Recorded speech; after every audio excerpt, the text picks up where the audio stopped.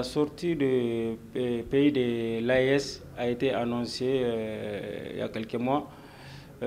Aujourd'hui, le 29 janvier, cette sortie a été effective. Bien avant aujourd'hui, nous, on avait dit dans les médias que cette sortie est une grosse erreur de quitter la CEDEAO. Les pays de l'AES aujourd'hui veulent s'unir et former une force au Sahel. Ça, c'est à saluer. Mais dire de quitter la CEDEAO aujourd'hui, ça va avoir beaucoup d'impact négatifs sur la population. Voilà. On a appris aussi le communiqué de la CEDEAO. Pour le moment, les passeports et les cartes biométriques des pays de l'AES peuvent circuler dans la zone de la CEDEAO, mais c'est quelque chose qui est temporaire. Dans les jours à venir, les choses vont durcir et la population va se trouver dans l'impasse dans les jours à venir.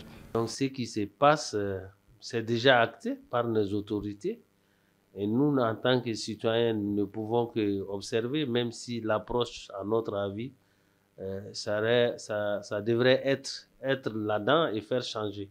Au lieu de quitter, aller chercher, créer un autre regroupement. C'est ce qui est regrettable. Maintenant, on fait avec. C'est déjà fait. Maintenant, on verra ce que ça va donner après. Mais le monde est un gros village planétaire où les États collaborent dans le cadre bilatéral ou multilatéral. Heureusement que les autorités de la CEDEAO ont dit que c'est des questions entre États.